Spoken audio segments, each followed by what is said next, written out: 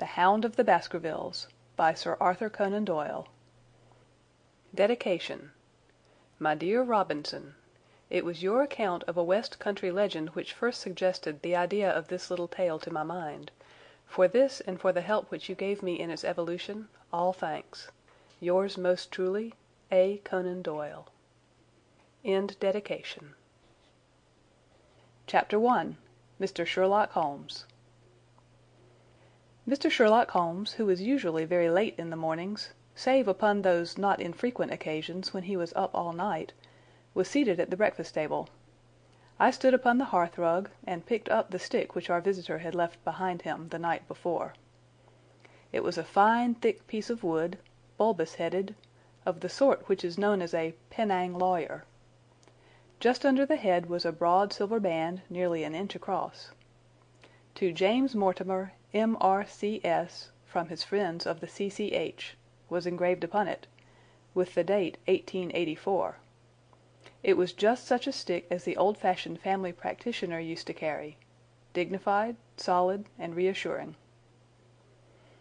"Well, Watson, what do you make of it?" Holmes was sitting with his back to me, and I had given him no sign of my occupation. "How did you know what I was doing? I believe you have eyes in the back of your head."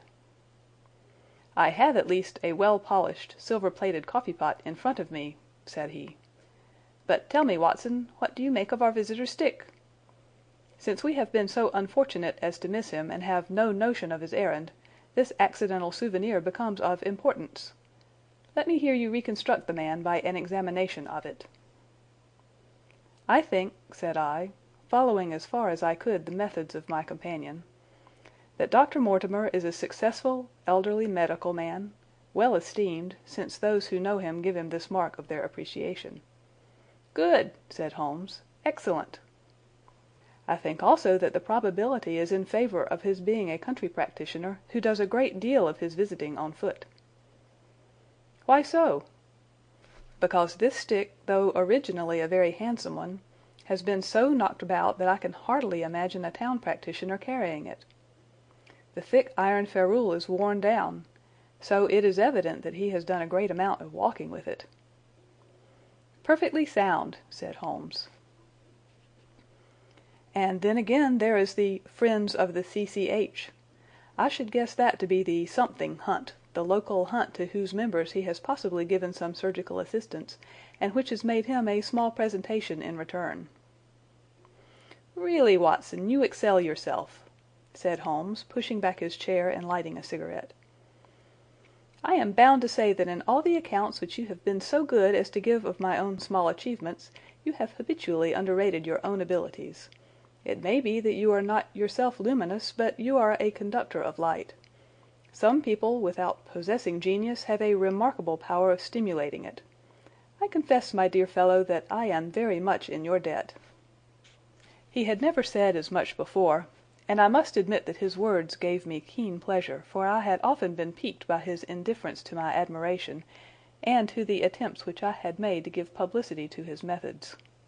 I was proud, too, to think that I had so far mastered his system as to apply it in a way which earned his approval. He now took the stick from my hands and examined it for a few minutes with his naked eyes. Then, with an expression of interest, he laid down his cigarette and, carrying the cane to the window, he looked over it again with a convex lens. "Interesting, though elementary," said he as he returned to his favorite corner of the settee. "There are certainly one or two indications upon the stick. It gives us the basis for several deductions." "Has anything escaped me?" I asked with some self-importance.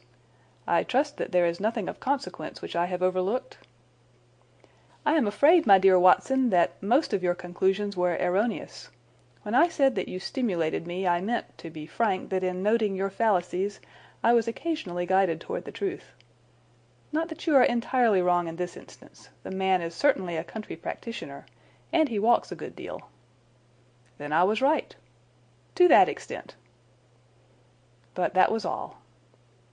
"No, no, my dear Watson, not all. By no means all. I would suggest, for example, that a presentation to a doctor is more likely to come from a hospital than from a hunt, and that when the initials C.C. are placed Sample complete. Ready to continue?